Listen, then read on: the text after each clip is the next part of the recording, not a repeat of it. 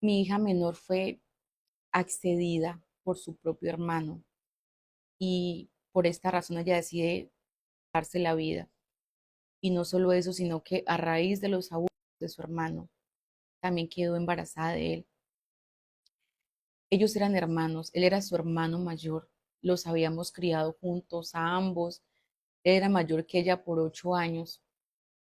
¿Cómo nosotros como padres íbamos a desconfiar de nuestro hijo?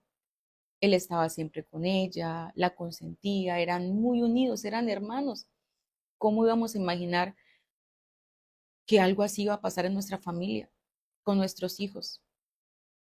El día que pasó todo esto, habíamos salido un momento de la casa, nuestra hija quedó allí en la casa, no la miramos mal, en su momento estaba bien, no vimos nada extraño, pero cuando llegamos a la casa, encontramos la escena más horrible que te puedas imaginar. Nuestra hija estaba tirada en el suelo del baño.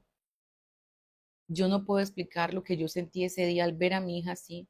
Al parecer, ella había consumido una gran cantidad de medicamentos, así que cuando la vimos así, como es lógico, nos desesperamos. Mi esposo y yo la cargamos inmediatamente y nos fuimos a un hospital, pero cuando llegamos al hospital, los médicos nos dijeron que ya era demasiado tarde, que la niña ya estaba sin vida.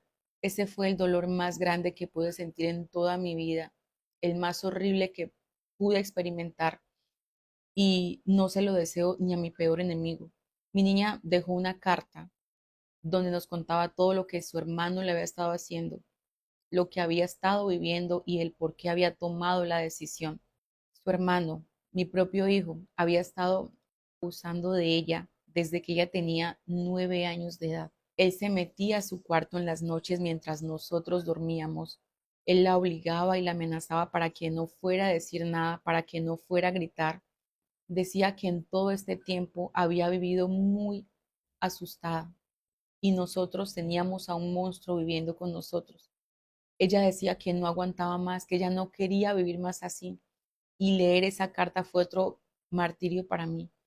Mi niña se sintió ahogada y no halló más salida y esa fue su única salida.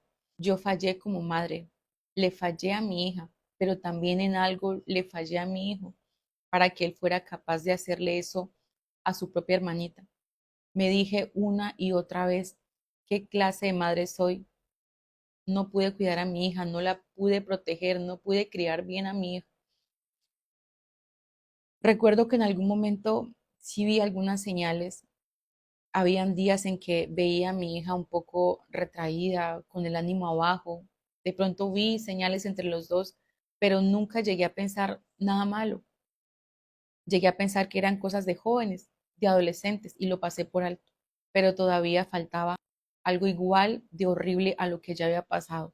Cuando llevamos a la niña que le hicieran todo el proceso de su descenso, también nos enteramos que la niña estaba embarazada. Tenía 3 semanas de embarazo.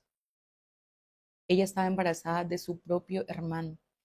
Eso no nos cabía en la mente. ¿En qué momento pasó tanto en nuestra casa sin que nosotros lo supiéramos? Y cada vez que lo pienso, no dejo de imaginar en lo mucho que sufrió mi niña después de que nos enteramos de lo que nuestro hijo le había hecho a su hermanita. No dudamos para ponerlo preso.